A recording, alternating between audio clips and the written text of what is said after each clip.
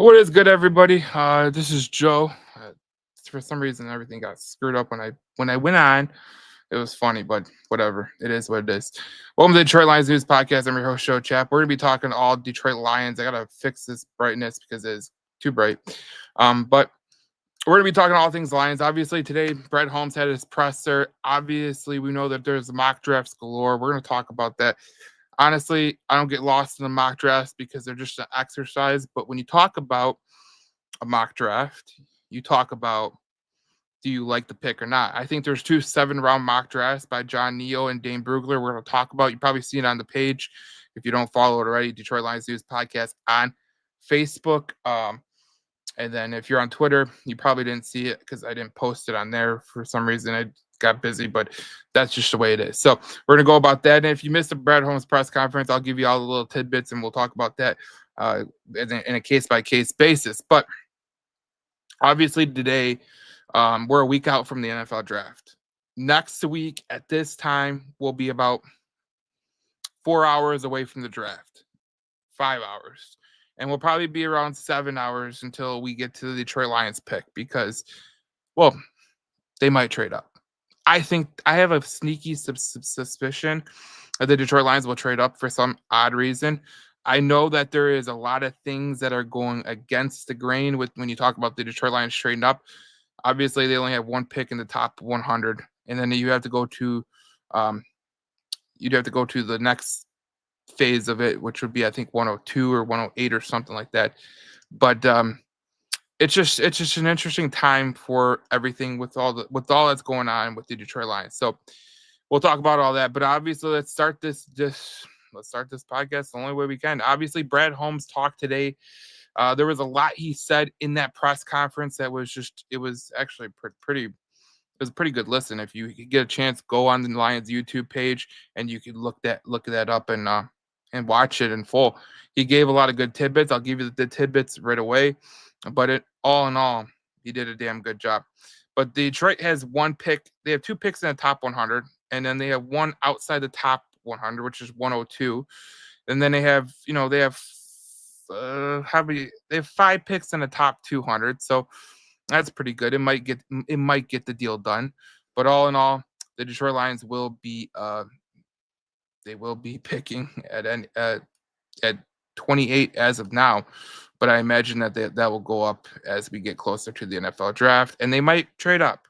There's always a possibility, but the teams that are probably looking to trade down, the Falcons, the Vikings, because I think the Vikings have 4 picks, and the Falcons have 5 picks, and they're in the NFC. They might not want to help the Detroit Lions out in terms of getting a good player, and then you got to weigh. The Vikings are picking, I think they're picking 24. So that pick that you're going to trade up for is only 4 picks away. I mean, that could be you could probably get it for a value, but who are you getting at that point? And would Minnesota even trade with you, knowing that you're going to be going head to head in the division? And obviously they have traded with Detroit before, but things can matter quickly.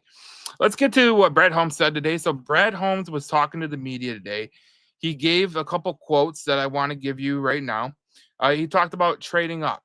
He said, on trading up, I know that we did the Jameson Williams trade. That was pretty far up there from where we were at, Holmes said. That hasn't been the only year that we've attempted to do that. Not at that specific position, but just for a player. And it takes 2 to do a trade, and there are some teams that just don't want to go that far back, and so it takes 2. What Brad Holmes is saying is it takes 2 to tango. And sometimes you want to trade with the team. You want to trade up for a draft pick. You want to go and you want to make that trade. It often doesn't happen like that. And, I harken back to something someone said in another market. John Schneider, the Seattle Seahawks general manager, he said something very, very interesting. He was going to trade up in a draft. He was contacting the team. They're about to trade up. And then all of a sudden, before it happened, the trade didn't go through because they saw a player that was high up on their board that they ended up picking. It's an interesting dynamic when you get to that point, but it is very, very interesting when you see something like that happen. But that is something that can happen when you're trading up or you're trading down. Things can happen. It takes 2 to make a deal. like all trades, it takes two to make a deal. You know, when we were talking the Max Crosby thing, we were talking the Trey Hendrickson thing. Anybody you want to trade, yes, you want to trade for that player or you want to trade for that draft pick. It does not mean that you're going to get that player or that draft pick. So that's always the interesting part about this whole deal. On Zadarius Smith, he said, we haven't had any discussion since I spoke about him last month, and I think we kind of left it as it is, that his agent would let us know if something was going on or anything had changed or if we had any updates, Holmes said. But no, we haven't had any discussion since. So my line of reading into this, and you could read what you want into it, but what I think is happening is if the Detroit Lions get to draft a player that they like at the edge position, if there's an edge that they value, which we'll get to in a minute, but if there's an edge that they value in the draft, they're going to draft that player, and they're not going to worry about Zadarius Smith. Now, if they don't get to draft the edge player that they want, they're not going to draft him. And if just drafting an edge player because you want an edge player doesn't equate to results, it just doesn't. I wish it did, but it doesn't. That's the way this NFL draft works and all that jazz. Sometimes the players that you like the most aren't, if they're a position of need, you're like, all right, let's go for it. If they're not a position of need, you're like, we got enough guys in that area. But as I always say, when you're drafting, it's for the future and now, and you kind of have to middle ground it, because last year, I looked it up. There was 42 players that started on opening day from that draft. That was a high number. If you go back 3 or 4 years, I think it was 30, and then it was 25, and then it was 23. So very rarely do you see. It depends on the draft, and from all the experts' opinions, you're probably going to see 25 to 30 start in this draft, including the quarterbacks. So that's a very interesting number. But what is happening with the Zadarius Smith is they're going to allow it to play out. And Zadarius Smith isn't going to sign somewhere where, let's put it this way, there might be someone trying to take his job, because he's a veteran. He's got some stuff to give, and he's going to wait it out. And obviously with the draft, let's say you have a decision between the Patriots and the Lions, and the Lions come to you and they say, we didn't draft an edge player. We drafted him in the 3rd round. He won't compete to start this year. Zadarius Smith is probably going to go with you over the Patriots, or vice versa. That's how it works. And especially with all the free agents that are available right now, like you hear with Aaron Rodgers, like he's open to playing, but he's going to wait it out too. He's going to wait it out. Who doesn't get a quarterback, and where do I go from here?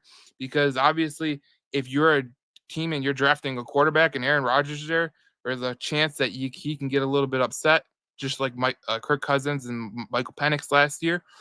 So those are some of the things that can happen. So with Zadarius Smith, that's a guy who they're going to circle back on that, and they're going to go, okay, we're going to do this the right way, and we're not going to, if we get an edge player we like, we're going to draft him. If we don't get the edge player we like, we can always circle back to Zadarius and say, come on home. I know your girlfriend lives here. It's going to be good.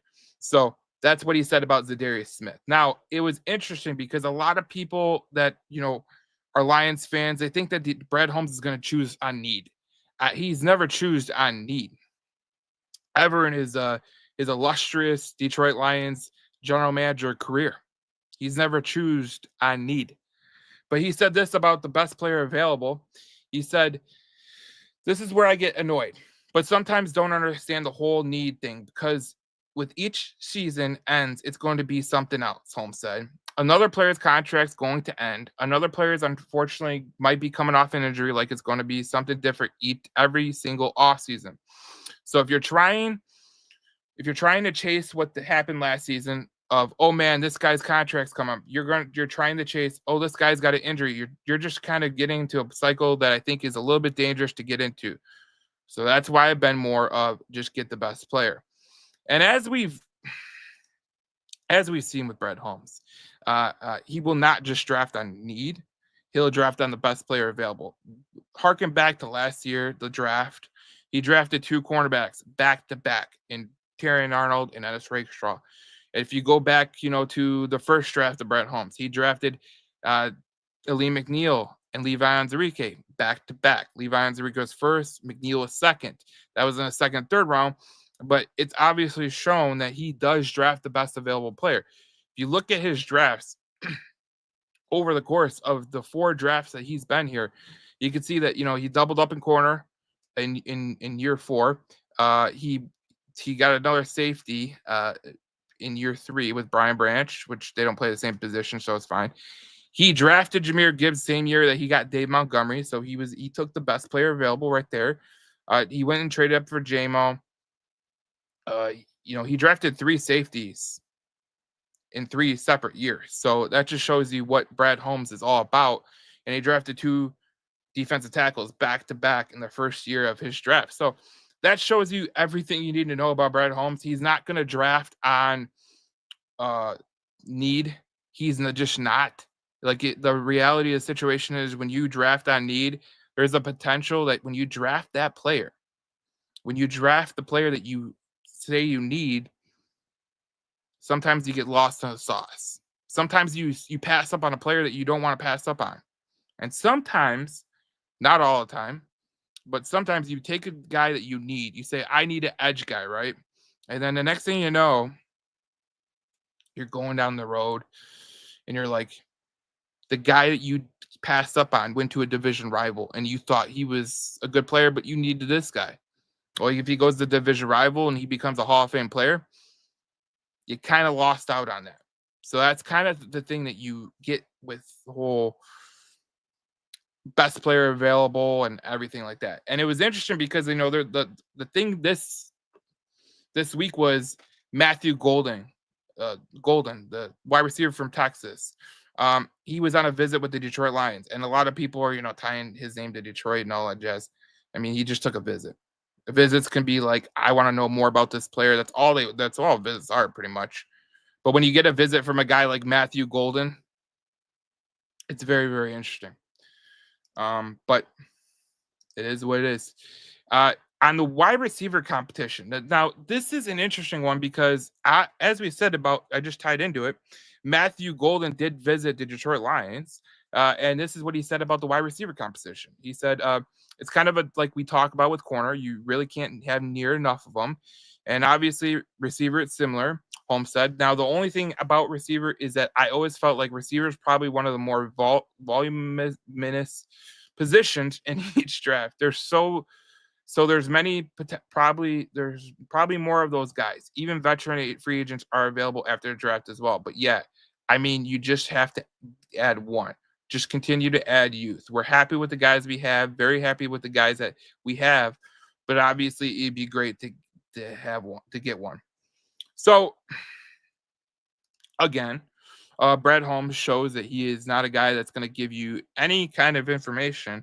Obviously, he could have said, I do want to draft a wide receiver. And I don't think he's coy on drafting a wide receiver. If there's a wide receiver that he sees at 28, he's going to pick that guy. If he sees a guy at 60 that he values, he's going to pick that guy. If there's a guy at 102 or 130 or 196 and he thinks that they could help the team, he's going to pick that player. That's what Brad Holmes has done all throughout his Detroit Lions general manager tenure. And he has shown the ability to say, look, I got St. Brown the year before. I'm going to get JMO this time.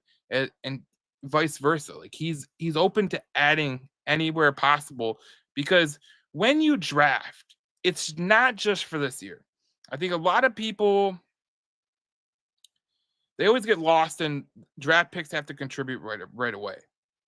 And I would love a draft pick to contribute right away, but like a guy like Giovanni Manu, right? Giovanni is probably going to be a guy that's going to develop, and then probably in a year, you're probably going to expect him to, compete for a starting job or something like that. But that's what you do in the draft, is you try to draft for now and in the future. And you got to weigh the consequences of, if you draft a guy like Giovanni Manu, you could be passing on a player who could really help you. So it's interesting. Or, when they drafted Hendon Hooker, it's the same thing. They thought he would develop into a great player, or, maybe a good backup or something like that. and now he's competing with Kyle Allen for the backup position. That's kind of the thing that you weigh in these drafts, and every draft is different. Like obviously, if it's a weaker draft, you're gonna kind of go, okay, well, if this guy Hendon Hooker is available, I'll take him over this guy. Or if a Broderick Martin is available or Giovanni Manu, you'll take him. It's interesting every time, and you're hoping that over the course of time it shows its face that look, this guy, what he drafted, it actually worked out. All right, let's get to pass rushers because he talked about pass rushers too. He said, I won't get into specifics or details of the actual players, but I know that some will go before our pick. Some might be available at our pick. There might be an opportunity to trade back, and that position is there. But yeah, there's some really good football players there. And look, Brad Holmes is not going to tell you who he's going to go pick, especially during this time of the year where GMs are sending smoke screens galore. I mean, Joe Shane of the New York Giants, which I think he's a total douche and a kind of an idiot, but he said, I don't need I could draft a quarterback. I don't need to draft a quarterback. Dude, you need to draft a quarterback. The Giants are a pretty bad team. So that is what it is. But it comes down to a couple things, and that's just what you do. And you're hoping for your sake that you get a guy who could potentially be someone that you could, you don't have to trade up for, or is going to fall in your lap, and that would be great. But that would be fantastic if you could be able to do that. So Brett Holmes isn't going to give you information on trading up for a pass rusher or who the pass rushers he likes, but when you do a mock draft and you see the guys that go ahead of you, guys like if you go to the full. I just did a Pro Football Focus mock draft, and Jihad Campbell went number 9, Shamar Stewart went number 11. You have guys like Michael Williams went number 14, Mike Green, the Cardinals at 16. These are things that could happen where they're just a run of defensive ends that go off the board. Even a guy like Donovan Azuruku from Boston College went off the board. So if you look at the edges that are available, when I did this little mock draft, James Pierce is available, Nick Scorton's available, Landon Jackson's available, and there's a lot of guys that are available. But who is the best at that position? Because when you talk about the best at that position, that's kind of what Brett Holmes is going to try to do.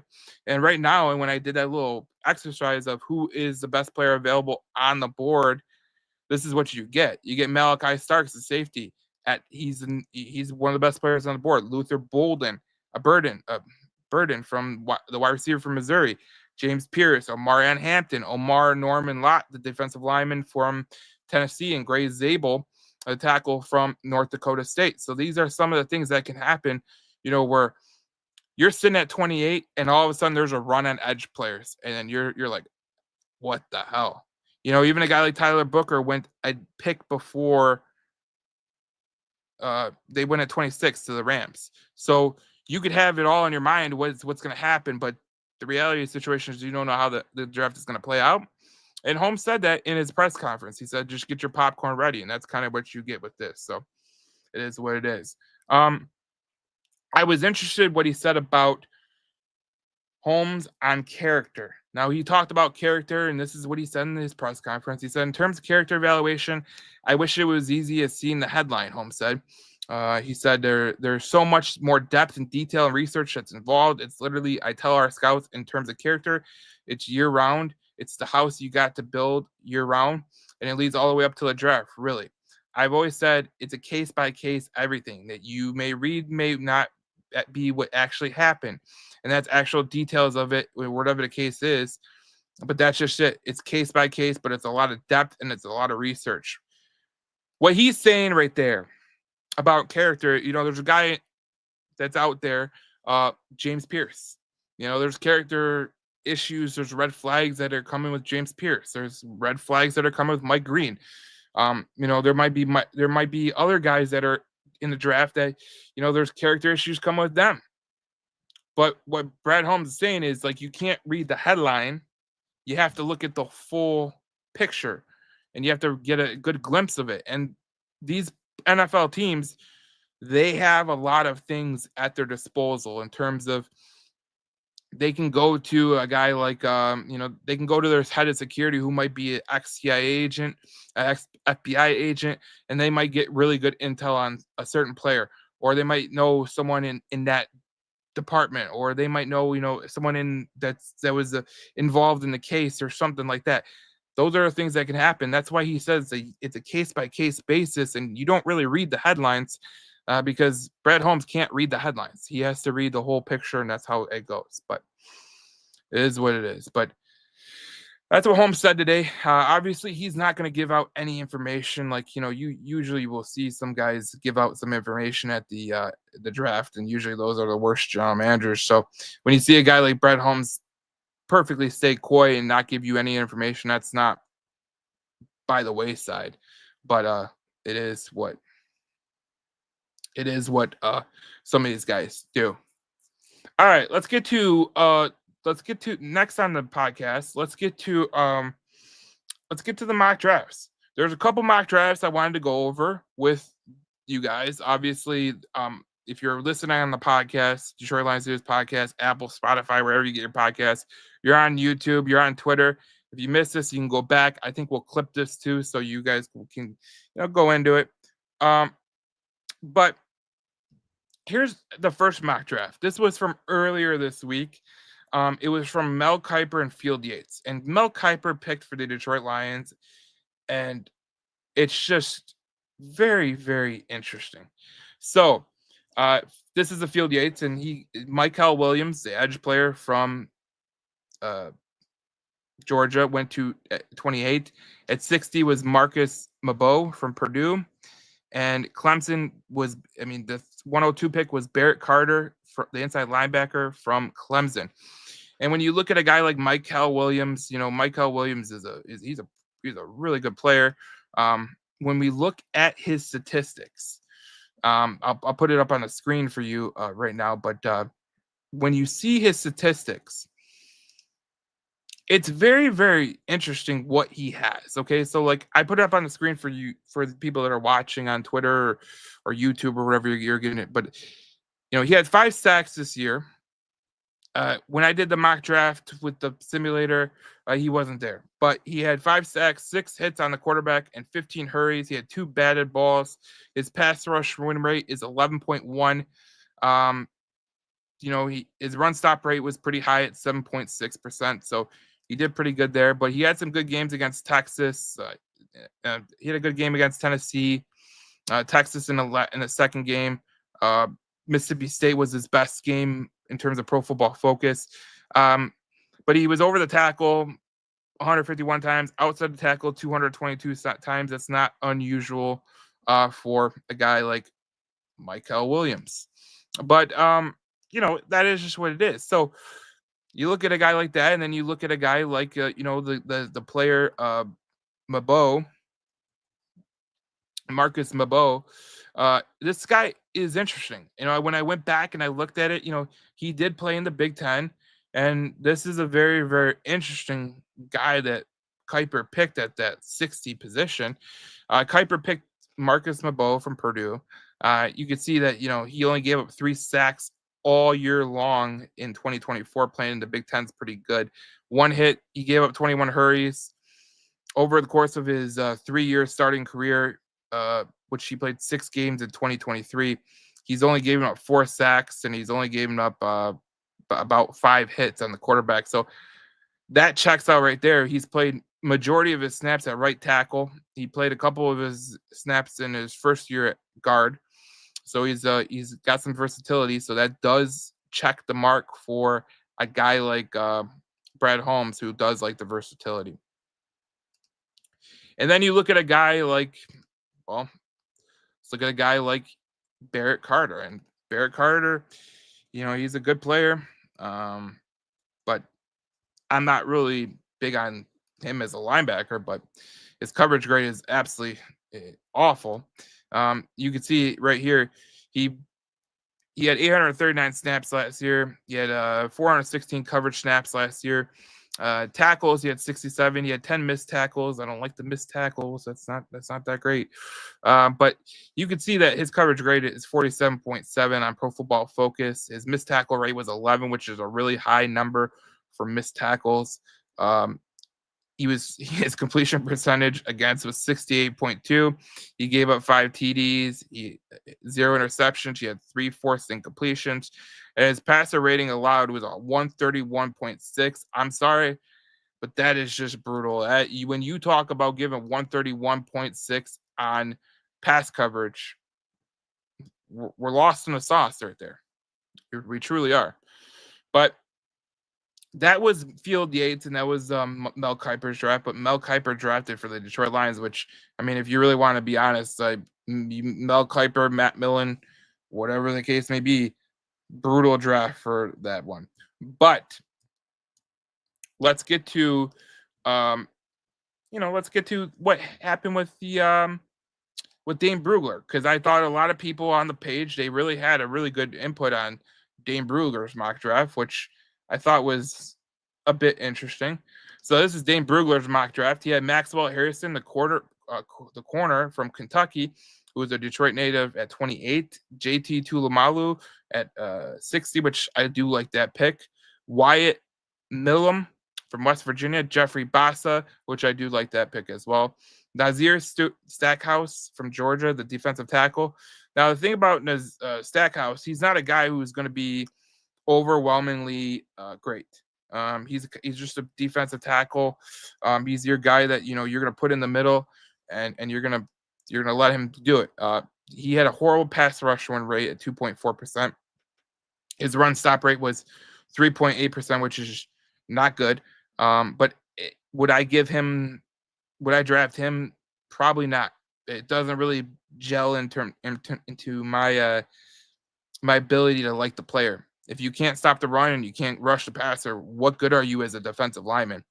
But you look at Brugler's mock draft, and it's just interesting because he's got Bassa, who I like. Nick Marsh is an interesting pick right there. That's a good wide receiver pick. When we talked about a guy like Harrison, we talk about a guy like Nick Marsh, Bassa, and Tuilamola. I do like those picks. Those are good ones. Like, Harrison didn't have a great year last year. Gave up, 54.5 percentage per 0.5 percentage is just wasn't good. And I think JT can get to the passer. And when you're debating on who you're gonna draft, you gotta weigh into the whole situation. Like, who am I going to draft? Am I gonna draft a guy who could do it on his own, or am I gonna draft a guy who could potentially be a good pair with Hutchinson? At the picks that you're picking at 28, 60, 102, you're not going to get the best pass rushers. It's just the reality of the situation. So you're going to try to mitigate the situation. And, obviously we know, like I said earlier in the podcast, Holmes said he's going best player available, and that's the way he's done things. So if there's not an edge guy that they like, anything's on the table, in my opinion. Like, I could talk myself into a guy like Malachi Starks, because you have 2 contracts that are going to be coming up with Brian Branch and Kirby Joseph, and maybe you feel like this guy could be a replacement. A guy like Luther Bolden, like you said, Brad Holmes said in the press conference today, he's always looking for competition. So it's funny to me. Like, obviously, I don't think he's gonna take a running back. I would be shocked if he did. But a guy like Omarion Hampton, if he's on the board, maybe that's the best player on their board, and they take him. You never really know. I doubt he would take a running back just based on the simple fact of it. But you never really know who's going to be the best player on your board. That when I ran this little simulation, the mock draft simulation, Malachi Starks was available, and that could be the best player on the board.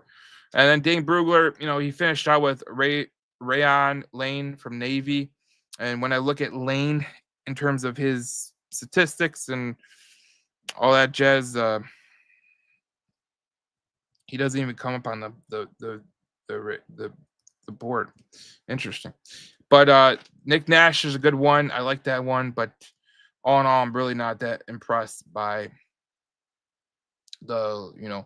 I like the Basa. I like the Tuamalu. I'm not a fan of the cornerback. I don't think that's a good. If you think cornerback is something that you need, or if you think this guy is a potential Hall of Famer, then go ahead draft him.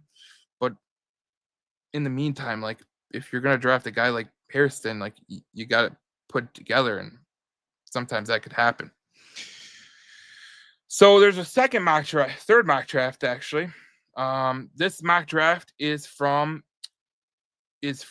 John Neo, and I thought this mock draft was probably one of the best mock drafts that I've seen in quite a while.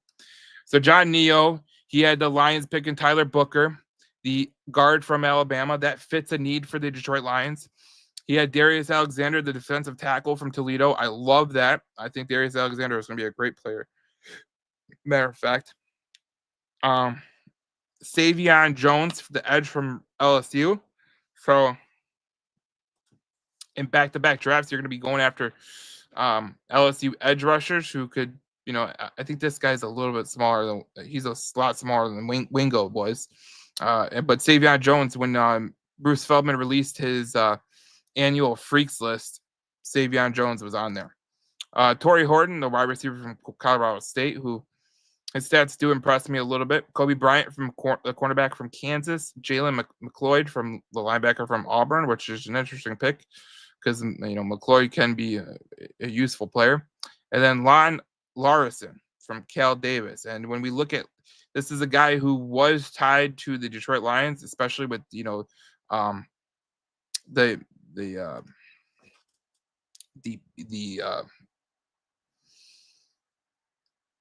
pre-draft visit. He was one of the guys that went to Detroit. So when you talk about him as in terms of the Detroit Lions potentially drafting him, he would fit the mold. So that is interesting. But all in all, John Neo really nailed this draft in terms of the way he kind of put it together. Like a guy, if Tyler Booker falls to Detroit, I would love that. If Darius Alexander would fall to Detroit, I would love that. Savion Jones that's right around the pick that he should begin taking. 100 to 107 is usually what I've seen from my research, but it is what it is. But I think that would be a very, very good draft pick. There was a couple good players in that thing. I'm not huge on Torrey Horton. I think there's better wide receivers available at 130, but Jalen McLeod is an interesting pick in terms of his coverage ability. When we look at McLeod,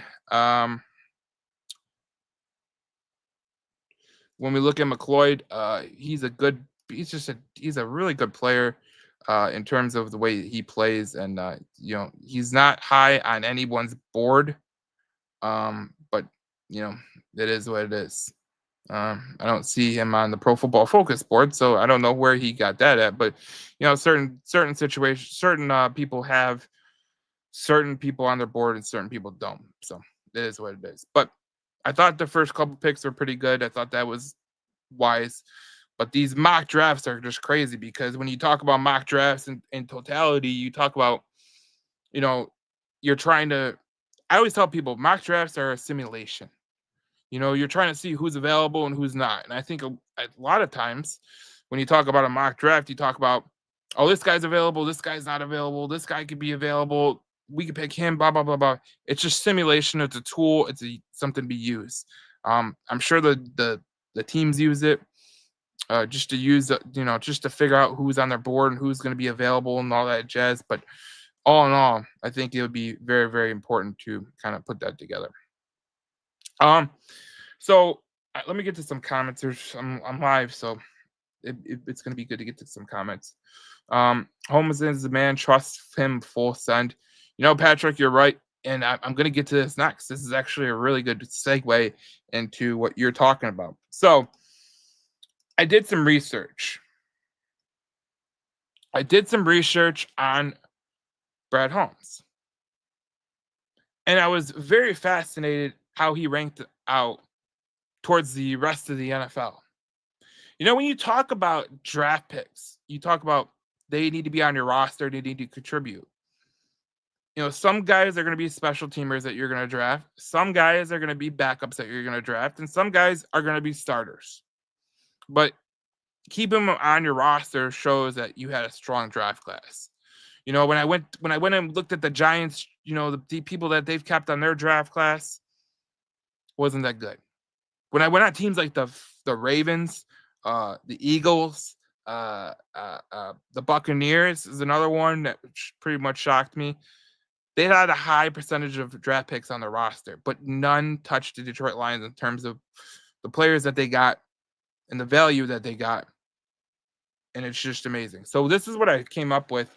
It kind of ties into what the Athletics said, but 82.1% of the players drafted by the Lions are still on the roster. And this does not include a guy like Ifeatu Melifonwu or James Mitchell, who's with the Panthers right now, or James Houston, who's I think he's with the Browns, I would say. And it doesn't include, a guy like Jamar Jefferson, who was a 7th round pick.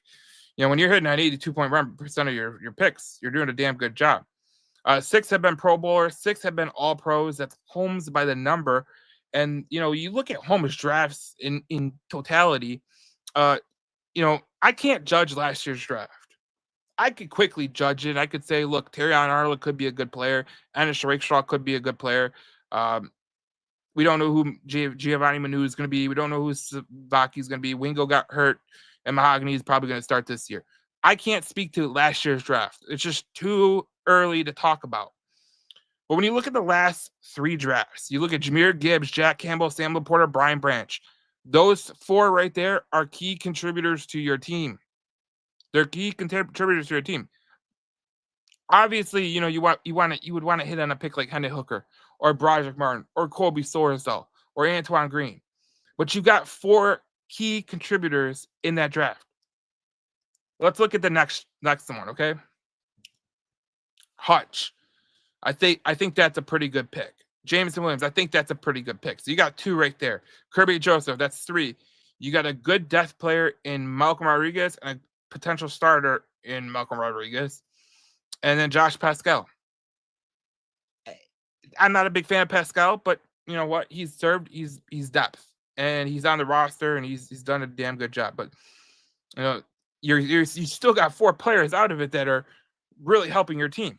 You go to the first year, this is a fantastic draft by Brad Holmes. Sewell, Onwuzurike. Onwuzurike has turned into a hell of a player in terms of his development and ability to stay healthy last year. Lee McNeil, one of the best defensive tackles, maybe top 10 defensive tackles in the NFL in terms of his production and all that jazz.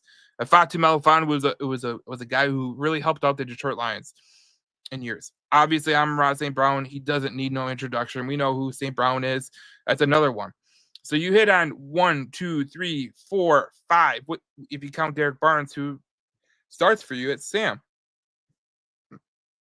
Look, when you draft like this, drafting absolutely matters. It absolutely matters because you have set yourself up for the future, the past, and the present, and that's what you have done. So it coincides with this. So the Detroit Lions roster ranks 3rd best roster in the NFL. This is per the Athletic, and they did a little they ranked each team by an analytic based on their roster. Detroit Lions had the 3rd best roster. It was behind Baltimore and it was behind the Philadelphia Eagles. When you talk about the players that Brad Holmes has drafted, he's done a fantastic job drafting the players that have helped him out the most. And when you talk about Brad Holmes, and you talk about what he's been able to do as the general manager of the Detroit Lions, you're talking about a guy who has drafted extremely well. He's built the 3rd best roster in 4 drafts. That's incredible. And you only know what he's going to do moving down the line. I hear a lot of people out there talking about he needs to go get this player. We need to win now. We need to win now. I understand where you're coming from. But a guy like Brad Holmes, he's always going to look towards now and in the future. And you can't really get mad at him for being like that. Most general managers are like that. If you want to be the New Orleans Saints and you want to be in a cap conundrum, or the Dallas Cowboys, go be that. But the reality of the situation is Brett Holmes is not going to do some of those things. He believes in drafting and developing. And honestly, the two teams ahead of him, the Eagles and the Ravens, when I did that exercise and I looked at the 82.1% of players still on the roster, when I went back and looked at the players that the Ravens have drafted and the Eagles have drafted, they were the two closest teams in terms of the players that are on the roster that they drafted. Now, you would think it's not, because obviously the Eagles, they traded for A.J. Brown. They signed Darius Slay, a couple years ago. James Bradbury, Saquon Barkley. But majority of their roster was drafted by Howie Roseman. That's how the good general managers do it. They draft them. Look at Ozzie Newsome in Baltimore. Again, they went out and signed some guys. They went out and signed a guy like Marcus Williams and all that jazz, but they traded for Derrick Henry, but they drafted and developed most of their players. And at wide receiver, it really hasn't been good for them. But they were the closest next to Detroit and Philadelphia in terms of the way that they built their team. What I'm saying is drafting absolutely matters at every single point. Every single point, the drafting matters. When you talk about drafting and you talk about drafting and develop, you look at teams like the Baltimore Ravens, the Philadelphia Eagles. Those are teams that have put together enough of a roster and enough of they are obviously right ahead of you, second, first. And when you talk about those two teams, you talk about Saquon Barkley. You talk about Marshawn Lattimore. Not Lattimore. Humphrey. Marlon Humphrey, the cornerback from Baltimore. They drafted and developed a lot of their players, and a lot of their players get signed somewhere else. That's just the reality of the situation. And it's funny because the Philadelphia Eagles won a Super Bowl last year, and not one of their players on the defensive line made over $11 million. So that means that they're drafting, they're developing, and they're getting young talent.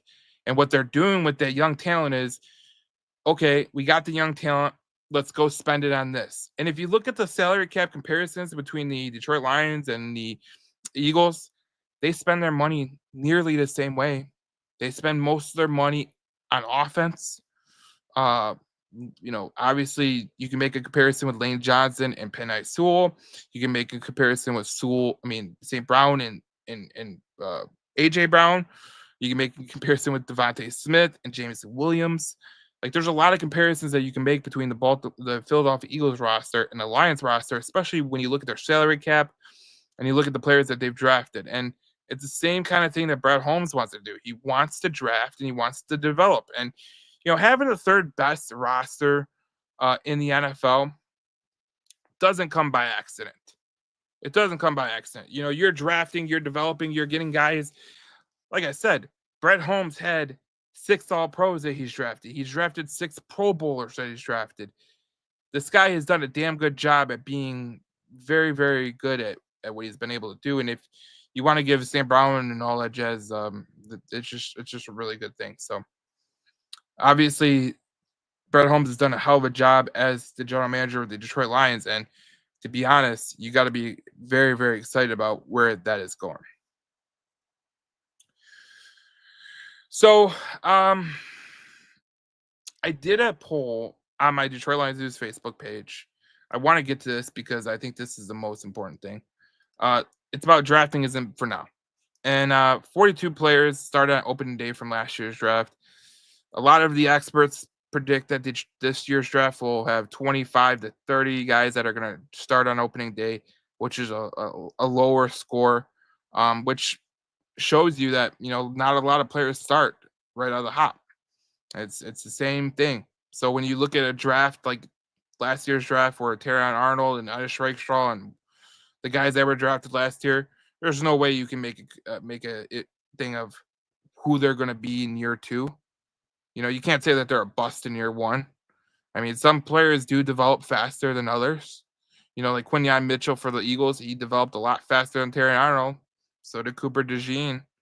But a guy who they had on their roster who developed at the same pace that might be Terry Arnold's pace, Darius Slay. And Darius Slay, I remember when they drafted him, he got benched. Remember, he wore number 30 and he got benched at 1 year. Came back the second year, was really good. He went to the third year, he became a really household name and started making a name for himself. That's kind of the progression that some of these players go through. So no one's progression is parallel. Sometimes it's a little bit choppy. Like you're gonna go up and you're gonna go down. You're gonna go up and you're gonna go down. But I did this poll on the Lions page, and I was interested because I wanted to see. Okay, you got a guy like Jahmyr Gibbs, right? He might be a generational guy. You got a guy like Brian Branch. He's a great safety. You got an all-around Swiss Army knife. Kirby Joseph led the league in interceptions, was an all-pro. Jameson Williams is coming into his own. Jack Campbell might be the leader of the defense when Anzalone leaves. So I was interested about this poll because what it came down to is this. So there was 11,000 votes. Gibbs got 26% of the votes. This is you can only sign 4. Branch got 24% of the vote. Kirby Joseph got 20% of the vote. Laporta got 60% of the vote. But if you can see the disparity between those 4 and Jameson Williams and Jack Campbell, and it was like, obviously we know that Jameson Williams is coming into his own. We all know that Jack Campbell is coming into his own. He started playing better last year. But, people are pretty coy on who they want. And, look, every year there's a draft. Every year there's a fast wide receiver. It's kind of hard to replace a great tight end. Those tight ends that come out like Sam Laporta are not usual. How many tight ends have the Lions drafted that were absolute total ass? That's just where you got to go. But the reason I pose that question is because as you can see with the salary cap going into the future, 2025, you're going to have $42.3 million of cap space. Next year, it's going to be $5.3 million. And this is projected. Obviously, things can change, like restructures, extensions could put money down the line. And you do have the money down the line. So all that can be worked out. But you don't really want to keep kicking the can down the road. You got to be really proactive on the way you do things. And that's why it's important to draft well. And, you could see throughout the whole NFL that only 42 players started on opening day from last year's draft. That's only part of the draft. That means 75% of the players that got drafted last year didn't start on opening day. Now, they might have started because of an injury later on in the year, but for the most part, those guys did not start on opening day. And that's kind of where you got to go. So when you draft, it's the most interesting thing about the draft, and I've learned this throughout I've had this page for 12 years, the Detroit Lions page. And I can remember over and over and over again that I have to tell people, when you draft, you're not just drafting for now, right? You're drafting for the future. And, you saw, guys like, look at last year. Just look at last year. You drafted Rakestraw and Arnold and Giovanni Manu is a developmental prospect. Sion Vaki, Wingo, Mahogany. I think Brett Holmes only thought that maybe one of those guys was going to start. Maybe only one of those guys was going to start. Just one. And it ended up being Terry Arnold. And it could have been Ennis Rakestraw if he stayed healthy. But for the most part, a lot of that draft was drafting for the future of the Detroit Lions and where you're going to go. Look, Taylor Decker is not getting any younger. So if a guy like Giovanni Manu can, become something, it's one less guy that you got to go get in the future. And every draft is different. Like, this year draft for the tackles is pretty deep. When you need that that offensive tackle like Taylor Decker, it might be one of the weakest tackle drafts that you ever seen. And then you got to go out in the free agency and you got to go get a guy like Kelvin Beachum or, someone that's not really that great. And you got to go with that. So it's just interesting when you put it in perspective that, the Lions have a lot of contracts and they've drafted in extremely well. We went through the draft. But again, when I said you can only sign 4 players and people picked Gibbs, Branch, Joseph, and Laporta, it's not shocking to me, but it is shocking because, some people were like, oh, Jameson Williams is a complete player and Jameson Williams is starting to come around. And it's just like, if you take the emotion out of it, right? And you go, who are the players that we absolutely need to pay moving forward? And who is easily replaceable? Like, a guy like Jameson Williams is not easily replaceable. He's just not. He's a fast guy. He's starting to come into his own, and we don't know if he's even reached his ceiling. A guy like Jack Campbell, we don't know if he's reached his ceiling. But because those guys like Kirby Joseph and Sam Laporta and Brian Branch and Jahmyr Gibbs have reached their ceiling, we right now in the present moment, we're like, oh, that's the 4 we would go with. If we say this in another year, it might be a totally different conversation. Jameson Williams might surpass a guy like Sam Laporta. Jack Campbell might surpass a guy like Kirby Joseph or Brian Branch. You never really know, and that's why I keep saying when you draft, it isn't for now. You could hope it is for now, but a lot of times it's not, and that's just the way it goes. So when you look at who is your future, the $5.3 million in cap space next year is projected. That's what you look at with the $5.3 million that is projected in that. And that's how it goes. And unfortunately, with the players that you have signed and all that jazz this year, you're gonna have to make decisions. You're gonna have to make true identified decisions. And because you're drafting so well, you're not going to be able to sign everyone. You could wish you could sign everyone, but everyone's looking to get paid, and everyone that you have drafted has been actually pretty damn good. Most of the guys have been pretty good. Imagine if you had to pay all these guys. Imagine if you hit at a 90% clip. You're hitting at an 80% clip, and it's already becoming an issue of who are you going to pay, who are you not going to pay. That's the type of thing that is interesting about this whole thing is you got to pay some guys, and some guys you're not going to be able to pay. And there was an interesting article from Mike Payton, who I think he does work for A to Z or whatever, the news company or whatever, and he said about trading Jameson Williams. And while I do not agree with trading Jameson Williams, I understand the thought exercise behind trading Jameson Williams. You see what I'm trying to say? Because when you talk about trading a guy like Jameson Williams, you're going, wait, whoa. We're not trading Jameson Williams.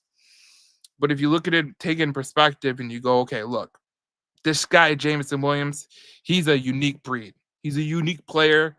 He's probably going to command 20 to 25, maybe he might command $30 million by the end of next year. And if you believe that you have someone like that, and you know that you already paid St. Brown, you're not paying 2 wide receivers $30 million a year. You're not paying 2 wide receivers 25 or 20 million a year.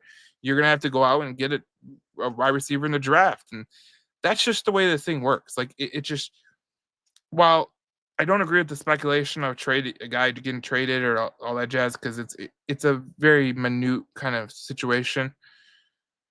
It's an interesting exercise from that standpoint because a guy like Jameson Williams does have value to certain teams. And a guy like Jack Campbell does have value to certain teams. And if you're Brad Holmes and you're at the draft next year and there's a wide receiver on the board that you think is going to be a guy that you can't pass up on because he's going to be pretty good, well, it looks like that's Jameson Williams' replacement, or that's Jack Campbell's replacement if they drafted a linebacker who they thought was going to be a top linebacker.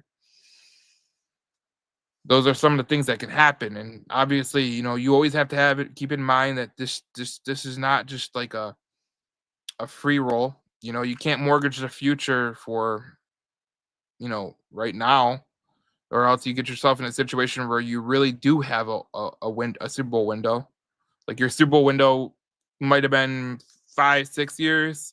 It might be condensed to 3 years. And that's kind of what you get yourself into. And Lions have paid some of their better players like Sewell and St. Brown and Jared Goff, and they're gonna have to pay Hutchinson, and there's gonna be probably a Kirby Joseph extension or something like down the line. So when you make the case, who is your future, and when I showed that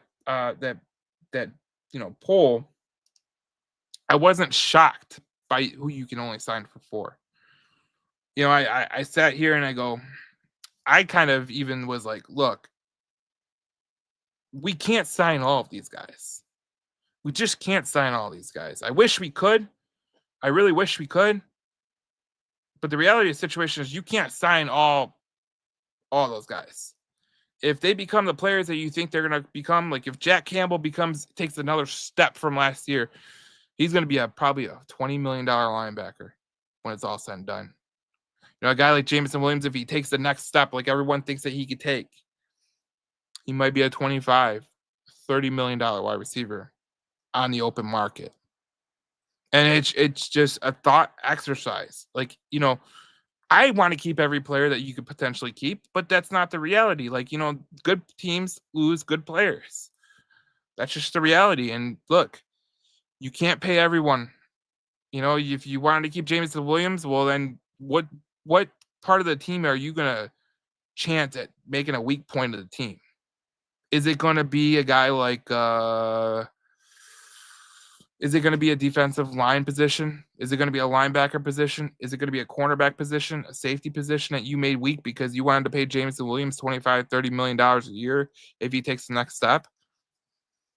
These are things that really can happen, and that's just the reality. So I thought it was interesting about the trade and all that jazz, and I thought it was something to bring up on the podcast because obviously we're going into the NFL draft next week. This next Thursday is the NFL draft, if you're not aware. And when you go in the NFL draft, and we heard of Brett Holmes, he takes the best player available. Well, he's going to take the best player available. And he says it right here. If you look in the middle, he says, another player's contract's going to end. Another player, unfortunately, might be coming off injury. Like, it's going to be something different every single offseason. So if you're trying to chase what happened last season of, oh man, this guy's contract's come up, you're trying to chase, oh, this guy's got an injury. You're just kind of getting that cycle that is a little bit dangerous to get into. And, there's a lot of general managers who don't think that way. There's a lot of general managers in the league that say, I need an edge rusher. I'm going to take an edge rusher. Or I need a quarterback, and they end up drafting Will Levis or Daniel Jones. Like, that's some of the things that can happen when you take a player I need. So is it important to draft a guy, a best player available? Yes, because if you believe, especially for Brett Holmes, you drafted at an 82.1% clip of players that are on your roster. You drafted 6 Pro Bowlers. You drafted 6 All-Pros. If you believe those guys can help you, be my guest. Don't draft on need. We see, if you look at teams, the worst teams in the league, they draft on need. The best teams in the league, they draft on the player that fits them the most, and they roll with it. And we know those teams, the Eagles, the Chiefs, the Ravens, even the Steelers, even though they haven't been really good in terms of being a Super Bowl contender, they still have a Steeler type of player, Mike Tomlin type of player.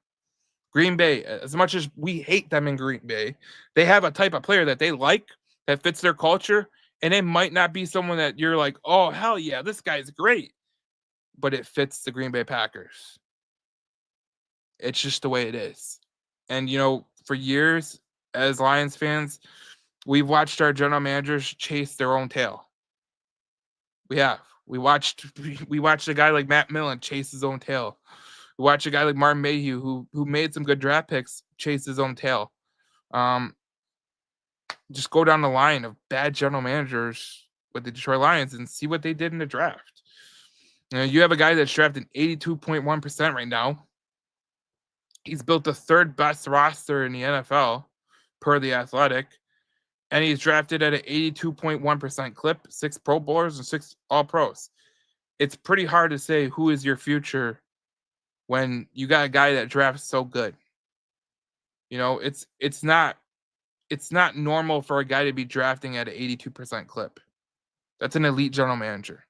If you look across the league and you look across the teams that are the good every year, they're in that 60 to 80 range. There's no one at 85.